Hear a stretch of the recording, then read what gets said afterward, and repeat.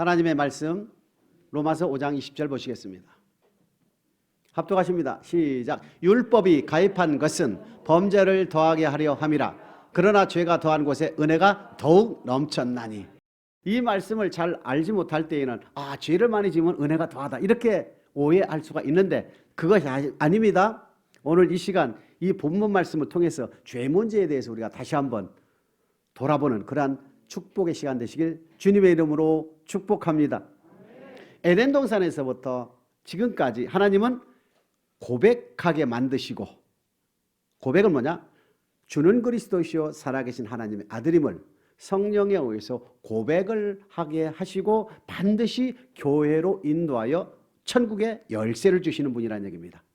에덴 동산에서 생기를 코에 불어넣으시니 아담이 생명이 된지라 이것이 여호와인 줄 알게 하시고 에덴 동산으로 인도하여 창세기 2장 16, 17절에 말씀을 주었듯이 출애굽한 이스라엘 백성들에게 피 바르고 출애굽기 12장 피 바르고 성령의 인도함을 받아 홍해를 건너서 15장 고백을 해놓고 광야 교회에 인도하여 19장 언약을 맺자 제안하시고 20장 출애굽기 20장에 보게 되면은 십계명을 반포하시고 24장에 언약을 체결하지 않습니까? 신약시대 동일하게 마태복음 16장에 보게 되면은 주는 그리스도시요 살아계신 하나님의 아들임을 고백한 베드로에게 바요나 시몬아 복이 떠다 이를 내게 알게 하니는 혈육 사람이 아니라 하나님이시다. 하나님께서 내 입술을 통해서 내 마음을 움직여서 예수를 주로 메시아로 고백하게 했다. 이렇게 되어 있습니다. 그리고 나서 내 고백 후에 뭐를 세우리니? 교회를 세우고 음부의 권세가 해하지 못한다. 19절에 바로 뭘 준다 했습니까? 천국의 열쇠라는 얘기입니다. 이해되시죠? 에덴 동산에서 아담에게 생명나무와 선악과 법을 주었듯이 출애굽한 이스라엘 백성들의 광야로 인도하여 율법을 주었듯이 오늘날 저와 여러분들에게 고백한 자를 교회에 오게 해서 지금 뭐를 주고 있다? 천국의 열쇠를 주고 있다 이겁니다. 천국의 열쇠 이것이 하나님의 말씀이고 하나님의 명령이고 하나님의 교훈이고 율법이고 명령이라는 얘기입니다. 그렇기 때문에 하나님의 입에서 나온 말씀이 에덴 동산과 출애굽 시대나 오늘날 시대나 다 적용이 돼서 이것을 바로 하나님께서는 천국의 열쇠 율법이다 이렇게 되어 있어요. 그러면 율법의 기능이 뭐냐는 얘기입니다. 율법의 기능 로마서 3장 20절 시작. 그러므로 율법의 행위로 그의 앞에 의롭다 하시면 얻을 육체가 없나니 율법으로는 죄를 깨닫게 한다. 그러니까 율법이 없이는 죄가 죄인 줄을 모르고 살았다는 얘기입니다. 그 율법을 우리에게 주어진 것은 고백한 자들 교회로 인도하여 말씀을 준 것은 그 말씀을 통해서 죄인지 선인지를 분별하도록 율법이 우리에게 주어진 것은 죄를 깨닫게 해주는 것이다 이렇게 되어 있습니다. 로마서 7장 7절 같은 말씀이 있지요. 로마서 7장 7절 시작. 그런즉 우리가 무슨 말하리요? 율법이 죄냐? 그럴 수 없느니라. 율법으로 말미암지 않고는 내가 죄를 알지 못하였으니 곧 율법이 탐내지 말라 아니하였더라면 내가 탐심을 알지 못하였으리라. 내가 탐심이라는 것을 가지고 있는데 평소에는 탐심을 갖고 살았어요. 내가 욕심을 부리고 탐욕을 가지고 살았다는 얘기입니다. 근데 어느 순간 율법이 나에게 보니까 탐심은 죄라고 돼 있잖아요. 탐심하지 말라, 탐욕하지 말라, 이웃 것을 맞습니까? 그럼 율법이 우리에게 주어지는 것은 첫 번째 죄를 깨닫게 하는 것이다. 율법의 기능 중에 첫 번째는 죄를 깨닫는 것이다. 두 번째는 영생의 말씀이다 이겁니다. 신명기 32장 46, 47절입니다.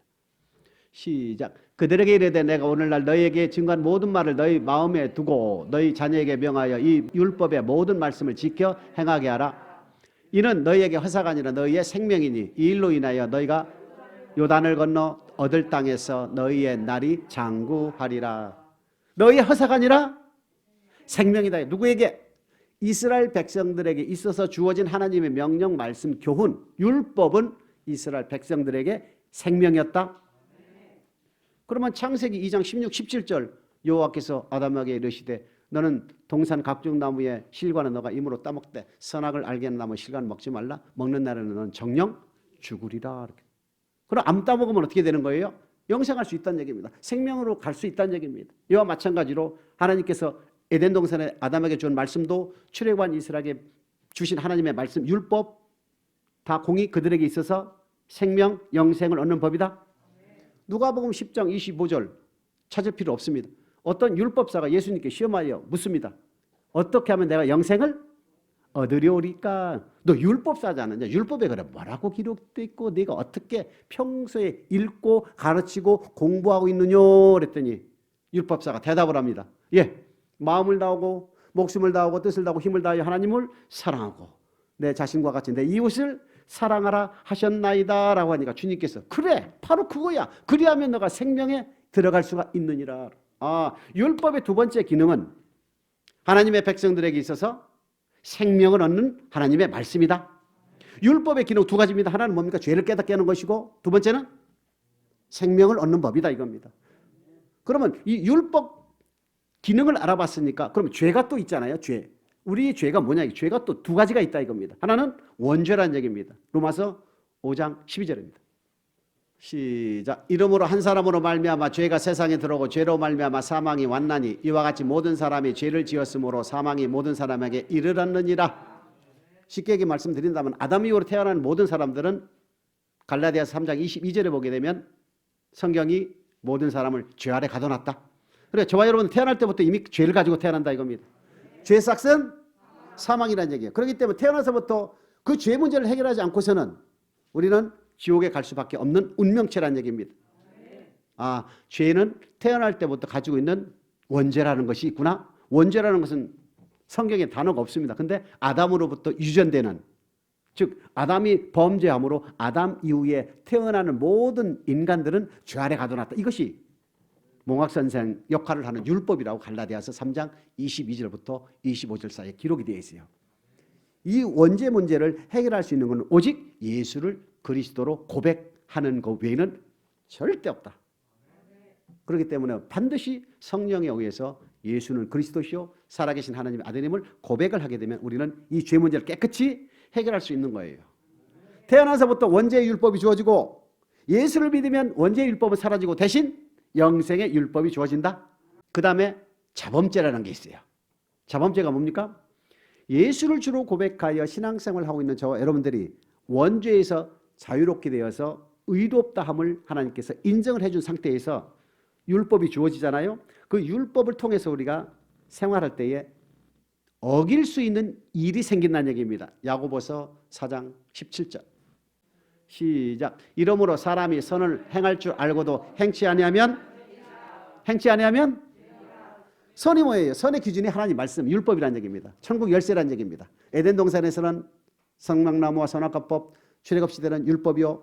오늘날 저와 여러분들에게 있어서는 주님을 통하여 주신 하나님 나라 복음, 완전케 된 율법이 기준이 된다는 얘기입니다.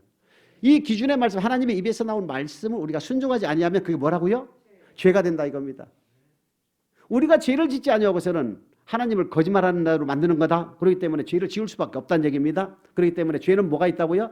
태어나서부터 가지고 있는 원죄 플러스 신앙생활을 하면서 지어지는 자범죄가 있다는 것이다 이겁니다. 이 원죄 플러스 이 모든 자범죄들은 예수의 피로서 해결할 수가 있는 것이다. 자백함으로 예수의 피는 우리의 모든 죄를 용서해 주시는 능력이 있다고 요한일서 1장 7절에 기록이 되어 있어요. 죄 짓고 용서받고 죄 짓고 용서받고는 것이 아니라 반드시 회개해야 된답니다. 회개해야 된다는 의미는 빛 가운데로 돌아왔을 때 도둑질하다가 도둑질 안 하면 도둑질했던 죄는 하나님께서 용서를 해 주신다는 얘기입니다.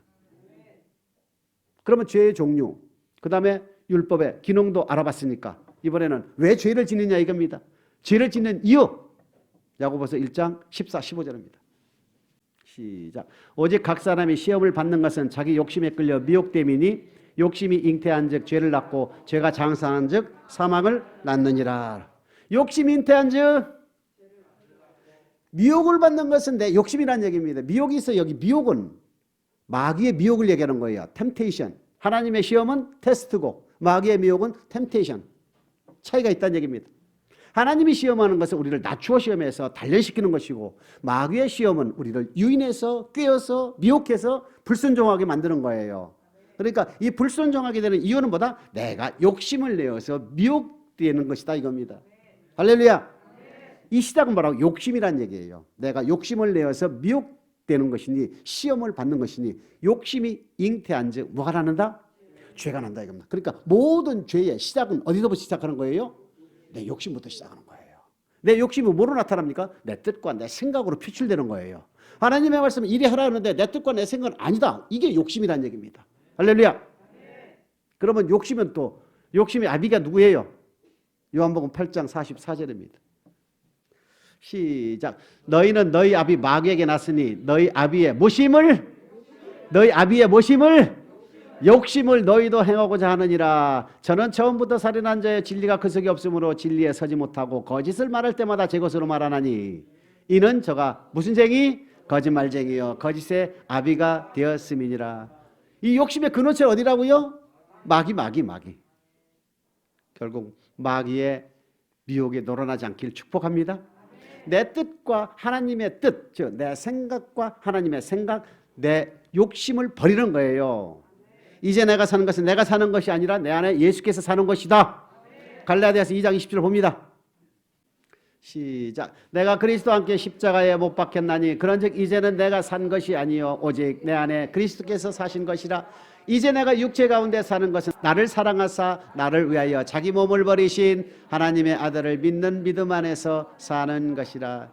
이제는 저와 여러분들이 내 뜻대로 내 생각대로 내 욕심을 내어 사는 것이 아니라 하나님의 생각, 하나님의 뜻과 내 뜻이 겹치고 충돌될 때에는 반드시 어떻게 하라고요? 하나님의 뜻대로 따라다니는. 이것이 안 될 때에는 어떻게 합니까? 그래서 말씀 보고 기도하라는 거예요. 이렇지 않으면 안 되지요. 죄가 지곤 갈 수 없는 나라라면서 우리가 다 인정하지 않습니까? 그 죄 문제를 날마다 털어내시길 주님의 이름으로 축복합니다. 로마서 7장 19, 20절입니다. 우리가 욕심을 내서 죄를 낳고 그 욕심의 근원은 마귀로부터 나오는 것이고 또 우리가 죄를 짓는 경우가 또 있지 않습니까? 시작. 내가 원하는 바 선은 하지 아니하고 도리어 원치 아니하는 바 악은 행하는도다. 만일 내가 원치 아니하는 그것을 하면 이를 행하는 자가 내가 아니오 내 속에 거하는 죄니라. 내 속에 거하는 죄. 즉 내가 하나님 아버지 말씀에 순종하지 못하는 것이 있어. 그것이 계속 청산하지 않고서는 또 다른 죄를 범하고 또 같은 죄를 범하고 그것이 연속된다 이겁니다. 이렇게 하다 보면 내가 미혹되어서 돌이킬 수 있는 힘조차도 잃어버린다 이겁니다. 이랬을 때는 양심에 화인맞고 진리를 떠난 자가 되어버리니까 죄인 상태에서 넓은 길로 가는 자가 되어 있다는 얘기입니다. 이래서 세월을 아끼지 못하고 그대로 지난다면 뒤늦게 후회해도 몸이 말 안 듣는 거예요. 그때는. 이것을 우리가 주의해야 된다 이겁니다. 아멘. 우리가 죄를 짓는 경우는 욕심이다.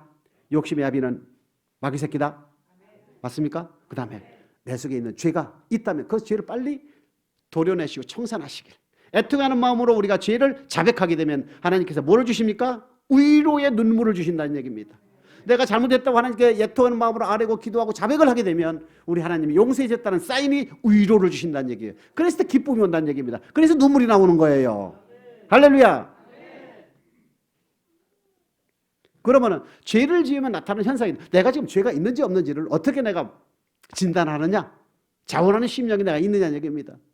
내가 스스로 자원하는 심령이 내 안에 있는가? 시편 51편 10절, 11절, 12절에 보게 되면은 밧세바를 범한 다윗이 주여 성실을 내게 해서 거두지 마옵소서 라고 하면서 정직한 영을 새롭게 하고 자원하는 심령을 달라고 하소연하지 않습니까? 그러니까 내가 스스로 하고 싶은 마음이 없을 때에는 문제가 생기는 거예요. 누가복음 7장에 보게 되면은 바리새인이 예수님을 초청합니다. 예수님을 초청하는데 중동에서는 먼지가 많으니까 발 씻은 물을 줘야 되잖아요. 발 씻은 물도 주지 않았다. 근데 죄 많은 여인이 향유라는 옥합을 가지고 주님 앞에서 팔에 붓고 머리털로 예수님의 팔을 적십니다. 그러한 상태에서 우리 주님이 예화를 하나 듭니다. 어떤 사람이 50데나리온과 500데나리온 빚을 졌어. 이 빚을 받는 사람 입장에서 둘 다 탕감을 해줬다. 그리하면 누가 더 저를 사랑하겠느냐? 누굽니까? 50데나리온, 500데나리온 둘 다 탕감을 해줬어. 누가 더 사랑하게 됩니까? 마찬가지. 많이 사랑할수록 많이 탕감을 받는다는 얘기입니다. 아멘? 죄가 많을수록 많이 탕감이 된다는 얘기예요. 저와 여러분들은 마태복음 18장에 1만 달란트 아닙니까? 1만 달란트. 지금까지 지었던 모든 자가 1만 달란트라면 이거는요 500데나리온 50데나리온 배우면 아무것도 아니야. 근데 이웃의 잘못, 내 잘못 이것을 모두 다 털어버리고 50데나리온과 500데나리온 둘 다 탕감이 됐을 때 많이 사함을 받는다는 얘기는 많이 사랑한다는 얘기예요. 주님을 많이 우리가 죄가 없다고 느낄 때는요 그 죄가 죄인지도 몰라. 근데 조그만 죄까지도 인정하면서 많은 부분들을 우리가 주님께 용서를 구하게 되면 많이 사랑하게 된다는 얘기예요. 이해됩니까? 누가 더 사랑하느냐? 누가 더 탕감을 받으면 많이 탕감받는 사람이 많이 사랑한다. 많이 사랑한 사람이 무슨 죄를 탕감받았다? 많은 죄를 탕감받았다 이겁니다. 할렐루야. 많이 사랑할수록 많이 탕감받는다는 얘기예요. 사랑하는 저와 여러분들 되시길 주님으로 축복합니다. 자원하는 심령이. 그러니까 이 여인은 바리새인은 예수님을 초청해서 물도 안 줬고 입맞춤도 안 해줬지만은 이 여인은 일부러 향유를 찾아가서 발을 씻으시드리고 입을 맞추고 우는 거예요. 이것이 자원하는 심령이라는 얘기입니다. 저와 여러분들에게도 자원하는 심령이 다시 솟아나시길 축복합니다. 솟아나시길 축복합니다. 내가 죄가 있다면 자원하는 심령이 없다. 구원의 기쁨도 없다. 고린도후서 8장 2절. 시작. 환난의 많은 시련 가운데서 저희 넘치는 기쁨과 극한 가난이 저희로 풍성한 연보를 넘치도록 하게 하였느니라. 환난의 많은 시련과 기쁨으로 1절 뭐라고 되어 있습니까? 마케도냐 교인들의 엄청난 환난 가운데에도 가난 가운데에도 기쁨으로 연보를 했다고 바울은 고린도 교회에게 소개를 하는 겁니다. 저와 여러분들이 신앙생활 하시면서 많은 어려움도 있고 환난도 주어질 수 있다 이겁니다. 그러나 그것이 보이는 환경으로 해서 넘어지는 것이 아니라 그 속에 숨겨진 하늘의 보화가 뭡니까? 반드시 우리는 영생을 우리에게 주어지기 때문에 기쁨이 있다고 마케도냐 교인들은 뭐라 했습니까? 환난 가운데 극심한 가난 가운데에도 기쁨으로 연보를 했다 이게요. 저와 여러분들이 왜 기뻐야 됩니까? 마케도냐 교인들처럼 환난 가운데 가난 가운데에도 하나님께 충성한 바와 같이 저와 여러분들도 기쁨이 사라지면 안 된다는 얘기입니다. 왜 기쁨이 사라지면 안 됩니까? 영생의 주인이신 하나님께서 우리를 무슨 영접한다고 그랬잖아요. 영접. 또한 우리의 모든 죄를 기억조차 안 하시고 다 탕감해 주시는 하나님이라는 우리가 알지 않습니까? 그러나 기뻐하지 않을래야 안 할 수가 없는 거예요. 초대교인들이 사도행전 2장 46절에 보게 되면 날마다 성전에 모이기를 힘쓰며 기쁨과 순전한 마음으로 교제한다 이렇게 되어 있습니다. 예수 믿는 저와 여러분들은 하나님과 나 사이에 죄가 없다면 반드시 기쁨이 회복이 있어야 되는 것이고 기뻐해야 된다는 얘기입니다. 항상 기뻐하라 범사에 감사하라입니다. 죄가 있는 자들은 감사가 안 나와요. 근데 죄가 없고 날마다 내가 죽고 하나님을 사모하는 자들에게는 입에서 감사 나오는 거예요. 조금만 나쁜 일이 있어도 그냥 하나님 붙들고 감사합니다. 이 고난을 내가 이길 수 있도록 힘을 주시고 내가 이것을 헤쳐나갈 수 있도록 그러면 내 마음을 연단시켜 주옵소서. 시편 26편 1절 2절에 보면 다윗이 그러지 않습니까? 하나님이여 내가 완전함에 행했사오니 나를 살피시고 나를 뭐하사? 시험하사 나를 단련하소서. 다소 어려움이 있고 환난이 있고 고난과 고통이 우리 가운데 주어진다 하더라도 우리는 이 땅의 것을 바라보는 것이 아니고 창조주 하나님께서 우리를 무슨 영접해 주시기 때문에 우리는 기뻐해야 된다 이겁니다. 기뻐하시는 저와 여러분 되시길 축복합니다. 구원의 기쁨이 있어야 된다는 얘기입니다. 할렐루야. 자원하는 심령이 있어야 된다는 얘기입니다. 또 하나는 우리는 거짓말하면 안 된다 이겁니다. 죄를 지은 사람들은 거짓말을 하게 되겠어요. 사도행전 5장 3절입니다. 시작. 베드로가 가로되 아나니아여 어찌하여 사단이 내 마음에 가득하여 내가 성령을 속이고 땅값 얼마를 감추었느냐. 사단이 내 마음에 뭐하다고요? 가득하다. 사단이 내 마음에 가득히 찼다. 왜요? 지금 아나니아와 삽비라 중에서 지금 하나님께서 성령 충만함을 주니까 소유를 팔아서 가난한 자를 도와주고 싶었어. 가난한 자를 도와주고 싶어가지고 팔았는데 현금을 보니까 엄청 이게 아까 그 5만 원까지 신권 은행 냄새가 나고 참 좋거든. 그러니까 거기에 일부를 좀 감췄다고. 그리고 나머지를 갖다 사도인 베드로 앞에 놓은 거예요. 이것이 팔았으니까 오른손에 한 것을 왼손이 모르도록 가난한 자들을 위해서 사용해 주세요. 이렇게. 그랬더니 베드로가 성령의 지식의 은사의 말씀이 딱 임하면서 얼마나 감췄다는 걸 하나님이 알게 하시지요. 딱 질문하는 거예요. 이게 전부냐? 그러니까 뭐라 그래요? 전부라고 그러니까 지금 5장 3절에 사단이 내 마음에 뭐하여? 가득하게 거짓말했다 이겁니다. 죄를 가지고 있는 사람은 거짓말을 뭐 먹듯이? 그래요. 물도 좋고 밥도 좋고 뭐 김치도 매일 먹으니까 김치 먹듯이 한다 이겁니다. 거짓말하기를 축복합니다. 내가 죄인인지 아닌지를 구별하는 거 세 가지 말씀드리는 첫 번째, 큰일 났구만. 첫 번째 뭐라고 그랬어요? 에?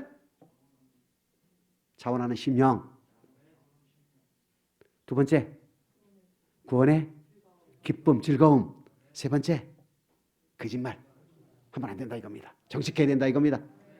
이랬을 때 이사야서 59장 1절 2절이지요. 이사야서 59장 1절 2절입니다. 시작. 여호와의 손이 짧아 구원치 못하심도 아니요 귀가 둔하여 듣지 못하심도 아니라 오직 너희 죄악이 너희와 너희 하나님 사이에 되었고 너희 죄가 그 얼굴을 가리워서 너희를 듣지 않으시게 함이니. 하나님 손이 짧아 구원 못하는 분도 아니고 귀가 둔하여 듣지 못하심도 아니다 이겁니다. 내가 나 사이에 뭐다? 죄가 있다 이겁니다. 이 죄 문제를 해결하지 않고서는 하나님 기도 응답이 없는 거예요. 많은 분들이 저보고 기도해달라고 그래요. 무슨 기도? 뭐 좀 해달라고 기도해요. 그럼 속으로 제가 할 말은 못하고 그거부터 이거 돌아오면 하나님이 자동으로 해준다 이겁니다. 좌로나 우로나 치우치지 않고 내 말씀을 네가 내 입에 둔 여호와의 율법을 네가 지키면 어디로 가든 네가 형통할 것이다 이렇게 돼 있잖아요. 그건 하나님 주어진 거거든요. 하나님께로 돌아오면 하나님이 돌아오신다는 얘기입니다. 우리가 죄를 지면 하나님이 떠나셨다는 얘기예요. 나는 예수를 믿고 있지만 하나님은 안 계시다는 얘기입니다. 하나님의 말씀이 전하지 않는 섞인 말씀만 전해도 하나님 말씀이 아닌 다른 말씀을 전해도 성전에 하나님이 떠나시는데 우리 죄인이 된 우리 개인들이 하나님이 나와 동행한다고 착각하면 안 된다 이겁니다. 하나님은 나와 동행하는 조건은 내가 죄를 털고 날마다 사모하는 마음으로 갈 때에 우리 하나님께서는 우리를 도와주시고 응답해 주신다 이겁니다. 하나님과 나 사이에 죄가 있었을 때에는 구원의 즐거움도 없고 거짓말을 하게 되고 자원한 심령도 없고 이랬을 때에는 아무리 기도해도 응답이 없다 이겁니다. 이사야서 1장 15절 하나 더 보겠습니다. 시작. 너희가 손을 펼 때에 내가 눈을 가리우고 너희가 많이 기도할지라도 내가 듣지 아니하리니 이는 너희의 손에 피가 가득함이니라. 아멘. 기도가 응답이 없을 때 기도가 되지도 않죠. 뭐 죄 가지고는 기도가 됩니까 안 됩니까? 기도가 안 된다고요. 억지로 울어봐야 울음 나온다는 건 뭐예요? 내가 회개하고 있다는 얘기라.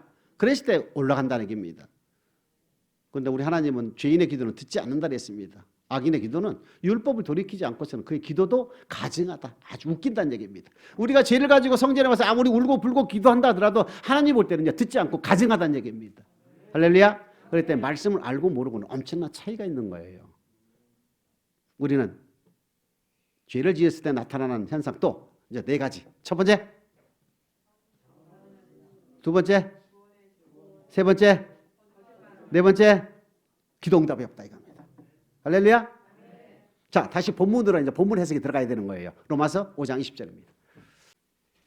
시작. 율법이 가입한 것은 범죄를 더하게 하려 함이라. 그러나 죄가 더하는 곳에 은혜가 더욱 넘쳐나니. 자, 율법은 우리에게 뭐가 있다 그랬습니까? 두 가지 기능. 첫 번째는 죄를 깨닫게 하는 것이고 두 번째는 영생을 얻는 법이다.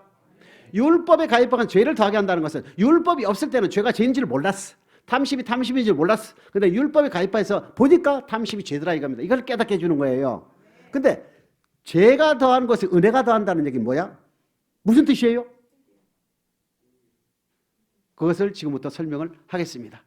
내가 죄인지를 모르고 자꾸 했는데 죄로 깨닫게 하는 순간 돌이킨다, 회개한다, 애통하는 마음으로 기도한다 이겁니다. 그럴 때마다 하나님의 위로가 계속 쌓인다는 얘기예요. 로마서 7장 9절입니다. 시작. 전에 법을 깨닫지 못할 때에는 내가 살았더니 계명의 이름에 죄는 살아나고 나는 죽었도다. 전에 뭐 예수를 믿던 예수를 믿고서 성령을 못 받았던 하든 간에 전에는 내가 죄를 깨닫지 못했더니 이제 한 법이 주어졌어.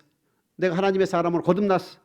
성경 말씀 읽어보니까 읽는 조쪽 읽을 때마다 내가 간섭이 되고 내가 불순종하는 것들이 있더란 얘기입니다. 이것을 죄를 깨닫게 하는 거예요.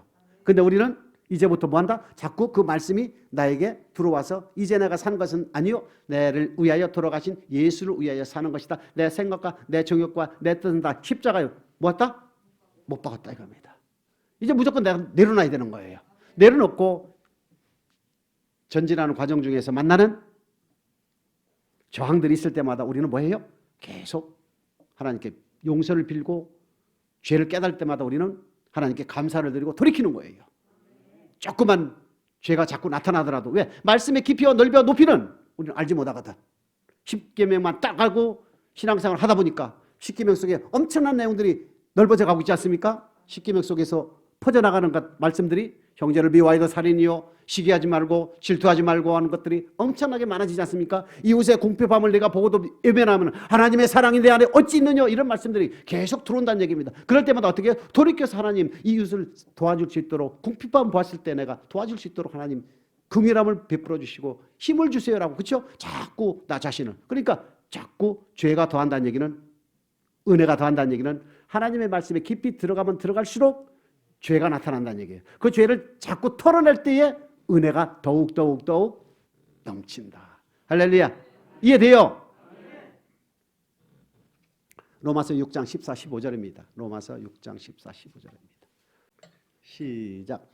죄가 너희를 주관치 못하리니 이는 너희가 법 아래에 있지 아니하고 은혜 아래에 있음이니라. 그런즉 어찌하리요 우리가 법 아래에 있지 아니하고 은혜 아래에 있으니 죄를 지으려 그럴 수 없느니라 이겁니다. 우리는 법 아래 있지 않고 율법 아래 있지 않고 은혜 아래 하나님의 사랑 가운데 있기 때문에 하물며 영원하신 성령으로 말미암아 흠없는 자기를 하나님께 드린 그리스도의 피가 어찌 너희 양심으로 죽은 행실을 깨끗이 하고 하나님을 섬기게 못하겠느냐는 말씀 있지 않습니까? 고백할 때 하나님의 사랑이 들어왔기 때문에 죄를 지을 수가 없다는 얘기입니다. 더 이상 우리가 죄를 지는 순간 예수님을 2번 십자가에 못 박는다는 얘기거든요. 아멘? 근데 그 행할 수 있는 힘이 없다는 얘기는 하나님의 사랑이 식어졌다 이겁니다. 다 뺏겼다 이겁니다. 다 고갈됐다 이겁니다. 그래서 고갈됐다는 얘기는 죄를 짓고 있다는 얘기예요. 죄를 짓고 있다는 얘기는 하나님의 나사에 죄가 가로막혀 있기 때문에 구원의 기쁨도 없고 즐거움도 없고 자원한 심령도 사라지고 교회할 때마다 그냥 다람쥐 쳇바퀴 도듯이 외식주의자 이제 빠진다는 얘기입니다. 이러면 안 된다 이거예요. 할렐루야. 말이 빨라서 좀 죄송한데 맞습니까? 하나님의 사랑 가운데 은혜 가운데 있기 때문에 우리는 죄를 지을 수가 없다는 얘기입니다. 더 이상 어쩔 수 없는 상황을 지을 때는 어떻게 됩니까? 우리가 다시 목욕을 하고 씻어야 된다는 얘기입니다. 예수의 이름으로. 그럴 때마다 우리는 은혜가 계속 임한다는 얘기입니다. 그런데 죄를 가지고 있을 때는 은혜가 다 뺏기고 없다는 얘기예요. 율법에 가입한 것은 죄를 더하게 하는 것이 아니요. 죄를 더하게 한다는 그 뜻이 뭐냐? 율법의 모든 말씀들에 율법의 죄들이 많이 기록이 되어 있다. 이거면 율법을 어떤 율법, 어떤 말씀, 어떤 명령 이렇게 쭉 있으면 그것을 알면 알수록 내가 죄를 더하게 된다 이거예요. 그 때문에 그 죄를 돌이키게 되면 뭐하다? 은혜가 계속 솟아난다 이겁니다. 그것이 로마서 5장 20절 말씀이에요. 하나님의 말씀의 깊이와 넓이와 높이는 우리가 측량할 수 없고 알 수가 없다. 오직 성령의 능력으로 하나님의 깊은 것까지 우리가 통달한다고 되어 있지 않습니까? 그렇기 때문에 우리는 율법에 가입한 것은 죄를 더하게 하는 것이고 죄가 많은 곳에 우리의 은혜가 넘친다 하는 그 뜻은 하나님의 말씀을 알면 알수록 내가 몰랐던 죄까지 하나님은 깨우쳐 주셔서 그것을 잡고 회복하고 회개하고 애통해야 하는 마음으로 전진하실 때 하나님의 위로가 계속 우리에게 임한다는 얘기입니다. 그것이 은혜가 더한다는 얘기입니다. 로마서 5장 20절 알겠습니까? 로마서 5장 21절입니다. 시작. 이는 제가 사망 안에서 왕노릇 한 것 같이 은혜도 또한 의로 말미암아 왕노릇하여 우리 주 예수 그리스도로 말미암아 영생에 이르게 하려 함이니라. 로마서 5장 20절 말씀에 율법에 가입한 것은 죄를 더해서 죄가 많은 곳에 즉 우리가 말씀에 깊이 들어가면 들어갈수록 우리의 죄를 깨닫게 해주셔서 깊은 곳까지 과거에 지었던 죄 깊은 곳까지 하나님께서는 다 뭐 해주셔서 그죠? 다 들춰내주게 해주셔서 은혜 위에 은혜가 임한다는 얘기입니다. 그리 갔을 때 뭐예요? 영생을 우리에게 주신다는 얘기입니다. 사도 바울은 어떤 사람입니까? 고린도전 15장 51절에 보게 되면 날마다 죽는다 이겁니다. 날마다 죽는다는 게 뭐예요? 육체의 죄에 죽는다는 얘기입니다. 내 생각과 내 뜻을 다 내려놓는다는 얘기입니다. 어떤 말씀과 어떤 환경이 주어진다 하더라도 하나님의 말씀 우선해서 내가 양보한다는 얘기예요. 아멘. 갈라디아서 5장 24절에 보게 되면 우리의 육체와 우리의 정욕은 십자가에 못 박아라 이겁니다. 갈라디아서 5장 24절입니다. 시작. 그리스도 예수의 사람들은 육체와 함께 그 정과 욕심을 십자가에 못 박았느니라. 할렐루야. 육체와 그 정과 뭐힘은 이제 이 말씀을 우리에게 이 한 주에 영의 양식이 되게 하여 주셔서 내 육체가 원하는 것, 내 욕심이 나온다면 반드시 십자가에 같이 못 박았어. 내 안에 예수께서만 사시는 저와 여러분 되시길 주님의 이름으로 축복합니다. 사도 바울은요, 날마다 죽었고 내가 죄인 중에 괴수라고 고백을 했습니다. 그런 사람이 우리가 비교도 안 되는 정말 의로운 사람이라고 할 정도인데, 바울은 빌립보서 3장 6절에 보게 되면 율법의 의로는 흠이 없었지만 주님이 주신 말씀을 통해서 자신을 조명해 보니까 자기가 사망에 이르는 죄를 짓고 있더라고. 그렇게 깨닫는 거예요. 그래서 죄를 깨닫게 해주시고 돌이킬 수 있는 힘을 주신 하나님께 감사드리는 것으로서 죄가 더한 곳에 은혜가 넘친다, 그 뜻이에요. 아멘. 그래서 저와 여러분들이 신앙생활 많이 하시고 기도를 하시고 순종하는 삶을 통해서 나타나는 것은 하나님께서 사랑하사 깊은 곳까지, 내가 알지 못했던 죄까지, 또 내가 알아야 할 죄까지 다 하나님께서 들춰내 주셨어. 다 토설하게 하시고 하나님께서 애통하는 마음으로 빌게 하여 주셔서 위로로 하나님께서 보상을 해주신다는 얘기입니다. 그리했을 때 우리는 뭐 간다? 영생으로 간다 이겁니다. 죄가 지곤 갈 수 없어. 반드시 죄를 청산하시길 축복합니다.